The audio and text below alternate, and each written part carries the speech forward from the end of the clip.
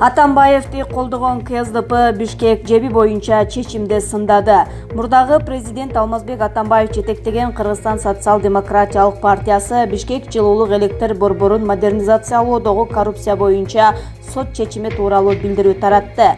Анда Свердлов райондук сотунун чечимин адилетсиз жана саясий деп аташкан. Бул адилеттүү сот эмес, ага пародия болду. Сот соттолуучулардын мыйзамсыз байыганы, алардын аракеттеринде кылмыштуу аракетти аныктабай туруп, Исаков, Калиев жана Сатыбалдиевди коррупция үчүн соттоду. Бул чечим мурдагы президент Алмазбек Атамбаевга каршы саясий күрөштүн бир бөлүгү деп атаган. Ошондой эле Атамбаевдин тарапкерлери мындай басымды Райымбек Матраимовдун мыйзамсыз аракеттерин ачык айтып чыкканы үчүн өч алуу деп аташкан. Юстиция министрлиги буга чейин Кыргызстан социал-демократиялык партиясын кайрадан каттоодон өткөрүп, анын лидери катары КСДП Атамбаевсиз кыймылынын башчысы Сагынбек Абдрахмановду тааныган. Бирок мурдагы президент жана анын тарапкерлери бул чечимди мыйзамсыз деп атап келишет. Бишкектин Свердлов райондук соту 9 айлык териштирүүдөн кийин жылуулук электр борборун оңдоп түзөөдөгү коррупцияга байланыштуу чечимди 6 декабрда кечинде чыгарды. Ага ылайык мурдагы премьер Сапар Исаков жана Улуттук энергия холдинг компаниясынын мурдагы төрагасы Айбек Калиевди 15 жылга кести. Экс-премьер-министр Жантөрө Сатыбалдиев 7 жыл 6 ай, электр станциялары ишканасынын мурдагы жетекчиси Салайдын Абазов 11 жыл 3 айга кесилди. Ал эми электр станциялары ишканасынын жетекчисинин мурдагы орун басары Жолдошбек Назаров менен ЖЭБди модернизациялоо долбоорунун мурдагы аткаруучу директору Темирлан Биримкуловго коюлган коррупция беренеси алмашылып, шек саноо жөнүндө кабарлама берген эмес деген негиз менен ар бири 2 жыл 6 айга кесилди. Алар бул жаза мөөнөтүн тергөө абагында өтөп коюшкандыктан сот залынан бошотулду. Мурдагы энергетика министри Осмонбек Артыкбаев кызмат абалынан кыянаттык менен пайдалануу беренеси менен күнөөлүү деп табылып 5 миллион сом айып төлөй турган болду. Сот мурдагы финансы министри Ольга Лаврованы да кызмат абалынан кыянаттык менен пайдаланган деп таап 3 миллион сом айыпка жыкты жана абакка кескен жок. Атың чыкпаса жер өрттө. Жаңылыкка чыгуу үчүн баланы 10-кабаттан ыргытып жиберген.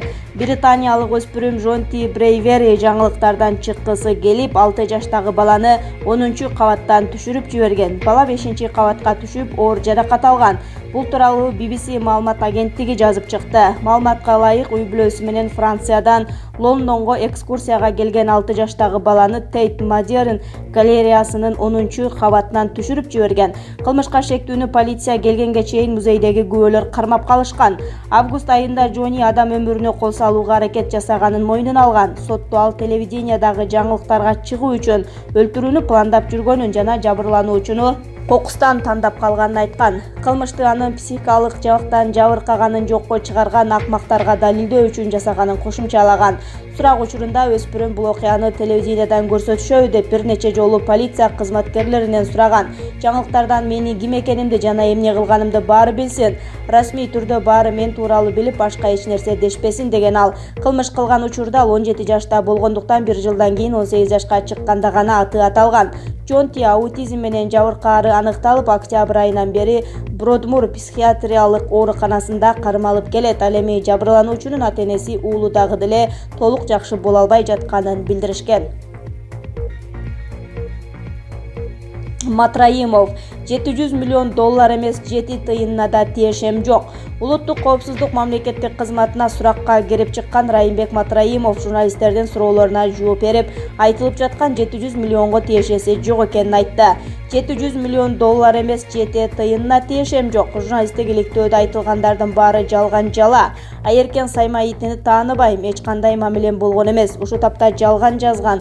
Менин аброюма шек келтирген Али Токтакунов менен Ширин Айтматованы жана башка журналисттерди сотко бердим. Ал эми Азаттык эл аралык радио болгондуктан биз дагы эл аралык деңгээлде сотко берүүгө даярданып жатабыз, деди Матраимов. Бишкекте экинчи ТЭЦтин курулушу уланат, ага $200 миллион керек. Бишкекте экинчи ТЭЦ курулуп бүтөөрүн Улуттук энергия холдингдин башчысы Айтмамат Назаров журналисттерге билдирди.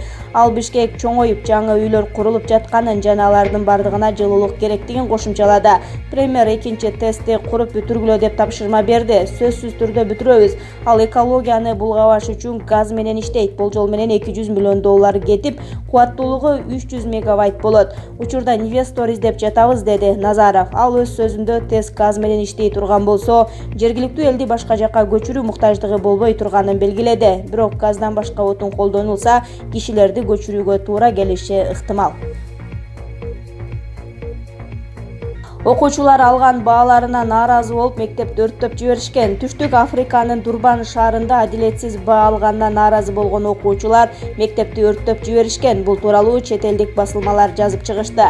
28 ноябрь күнү мектептин окуучулары алган бааларын көрүшкөн. Балдар бааларына канааттанбай төмөндөтүлүп коюлган деп нааразы болуп, имаратты өрттөп жиберишкен.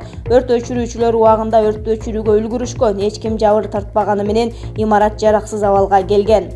Квази Мидхетва билим берүү улуттук департаментинин өкүлү окуучуларды маселени зомбулук, коомдук имаратты бүлүндүрүү жолу менен чечпөөгө чакырган. Учурда бул окуя боюнча териштирүү иштери жүргүзүлүүдө.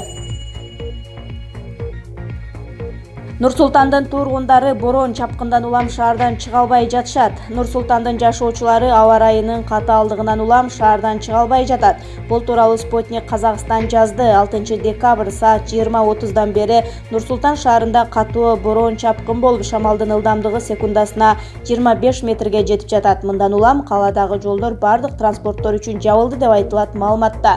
Казакстандын айрым аймактарында шамалдын ылдамдыгы секундасына 23 метрден 28 метрге чейин жетүүдө.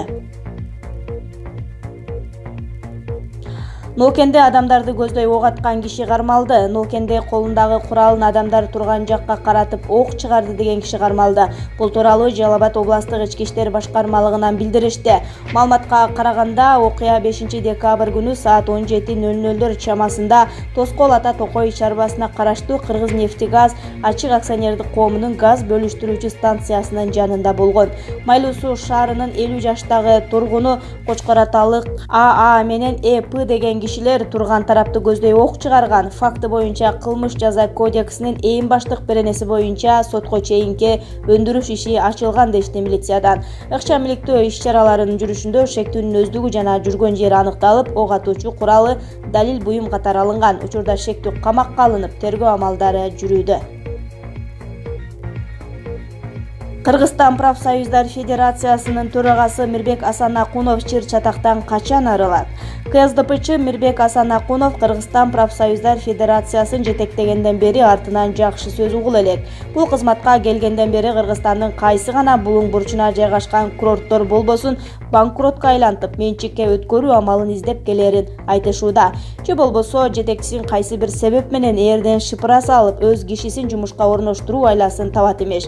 Ыңгайы келип турганда суроо жолдойлу. Мирбек мырза, бирдеме болсо эле Сооронбай Жээнбековдун президенттик шайлоосунда иштеп бергениңизди колко кылып, эч кимди теңсинбей, депутат аялыңыз Гүлкан Молдобековага таянып, анын таасириндеги байланыштары менен мактанып, системаны кризиске кептеп койгонуңуз чынбы? Негизи бул Эргул Атамбаевдин кадры экенин унутуп койсо керек. А кишинин учурунда кайсы кызматтарга барып, анан кантип Ысык көл губернаторлугунан шыпырылып калганын эсинен чыгарып койгонбу? Мирбек Асанакуновдун туура эмес жасаган иштери боюнча олчойгон документ кагаздар мурдатан эле келген жана келип жатат. Аягы качан токтойт белгисиз. Бир сөз менен айтканда, федерация кожоюнун былыгы чыкканы калды окшойт. Баса Мирбек Асанакуновду Бишкек шаардык соту 31 октябрда кызматка мыйзамсыз келгени тууралуу экинчи жолу чечимин чыгарса да, негедир жогорку соттон бүдөмүк кагаз алып келип, кызматтан кетпей көшөрүп отурган эмнеси? Бул жагы бизге да түшүнүксүз. Тоготери канча жылдан бери правкомдун айланасында жаңжалдар, чуулгандуу окуялар токтобой келет. Бизде мамлекет барбы? Бул жаатта качанкыга чейин мышык чычкан ойнойбуз. Уулум быйыл үйлөнмөк. Россияда ок жеп каза болгон качкындын атасы үн катты. Россиянын Екатеринбург шаарында кыргызстандык 27 жаштагы Качкын Тажиевке ок тийип каза болгон. Облустук полиция бул окуя баңгизатын мыйзамсыз сактоого байланыштуу колго түшүрүү операциясы учурунда болгонун маалымдаган. Арадан бир аз убакыт өткөндөн кийин Качкындын сөөгү кичи мекени болгон Сузак районунун Жергетал айылына алынып келип, акыркы сапарга узатылган. Турмуш басылмасынын аймактык кабарчысы маркумдун жакындарынан окуянын чоо жайын сураштырды. Качкындын атасы Каныбек Тажиевдин айтымында уулу быйыл декабрь айында Кыргызстанга келип үйлөнмөк. Мен 2000-жылы Россиянын Екатеринбург шаарына иштегени барып, кийинчерээк жумуш жакшы болуп калганда үй бүлөмдү кошо алып кеткем. 2006-жылы мен андан кийин балдарымдагы Орусиянын жарандыгын алдык. Биз үй бүлөбүз менен шаардын четиндеги айылда жашачубуз. Ал эми уулум ресторанда иштеп жатып, ишине жакын жерден ижарага батирге чыккан болчу. Окуя 24 ноябрга караган түнү болуптур. Ошол күнү дем алыш болгондуктан бейкапар үйдө отурсам, тааныштарым мага телефон чалып, "Сени кечээден бери издеп жатабыз. Уулуң полицияга түшүп калыптыр" дешти. Ошентип полицияга барсак, мага көңүл айта башташты. Эмне болгонун түшүнбөй калдым. Биз барганда баламдын сөөгүн экспертизага жөнөтүшкөн экен. Полиция баламдын киндигинин ылдый жерине бир карыштай болуп кан уюп калганын жана бетинен жакын тартылган сүрөтүн көрсөттү. Ошентип өлүк сактоочу жайдын сөөгүн алып Кыргызстанга жолго мындык. Уулум быйыл декабрь айында Кыргызстанга келип сүйлөшүп жүргөн кызына үйлөнөм деп жаткан. Быйыл 17 декабрда 28 жашка чыкмак, деди атасы. Чубагажы колдоп жаткандар өздөрү жылаңа чыгышса дейт. Комдо терс маанай менен коштолгон Көркөм сүрөт музейиндеги көргөзмө боюнча Чубагажы Жалилов өз оюн айтты. Анын пикиринде бул жерде эч кандай баалуулук жок болгону көр тириликтин айынан болуп жатат. Бул окуяны уятсыздык, нарксыздык, жүзү жоктук, элге болгон душмандык катары бааласа болот деп эсептейт. Кызыл кекиртек кыйла жерге секиртет дегендей баардыгын жылаңач секиртип атат. Анткени алар келген тыйындарды акташ керек болду да. Мен айтат элем, колдоп жаткандар өздөрү жылаңачтанып басса деп. Жок, алар анткиси келбейт, өздөрүнүн тагдырын бузгусу келбейт. Башка бирөөлөр аркылуу элдин тагдырын бузуп жатат. Мен аларды элди туңгуйкка түртүп жаткан адамдар деп айтат элем, дейт дин аалымы.